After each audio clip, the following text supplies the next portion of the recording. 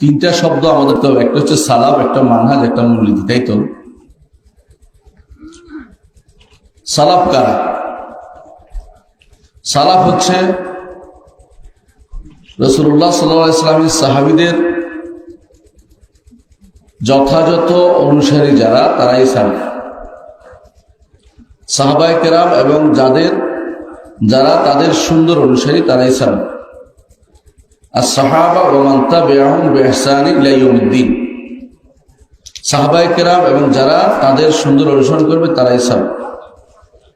এটা সালাফ বুঝলাম। মানহাজ কি জিনিস? মানহাজ বুঝার জন্য দূরে যাওয়ার দরকার নেই, কাছে।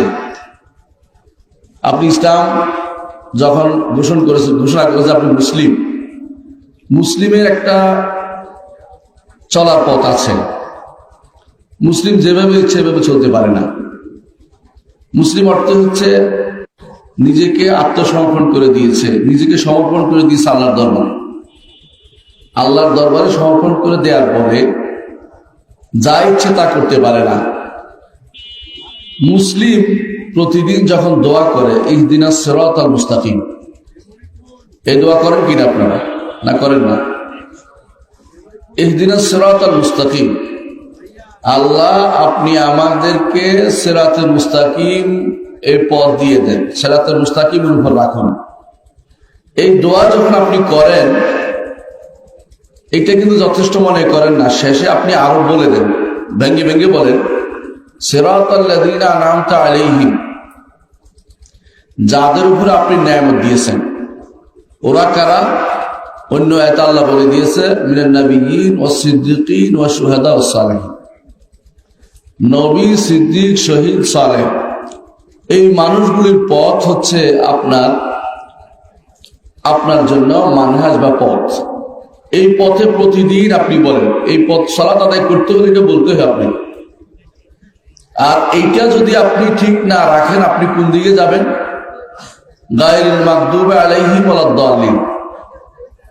মাগদুবি আলাইহিম হচ্ছে ইহুদ, দাল্লিন হচ্ছে নাসারা।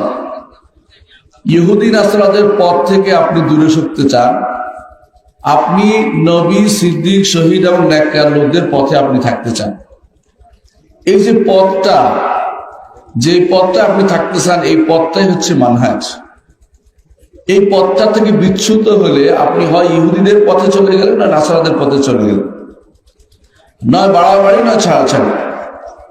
ইহুদিরা বাড়াবাড়ি করেছে, নাসারারা ছাড়াছাড়ি করেছে, আর আপনি মধ্যপন্থা অবলম্বন করেছেন। এইটাকেই আমরা বিভিন্ন নামে ডাকি। এটাকে আমরা বলি সালাফিয়া। সালফে সালেহিনের দিকে নিজেকে সম্পৃক্ত করে বলি যে আমরা সালফে সালেহিনের পথ অনুসরণ করে চলি, এবং এই পথের বাইরে আমরা চিন্তা করি না।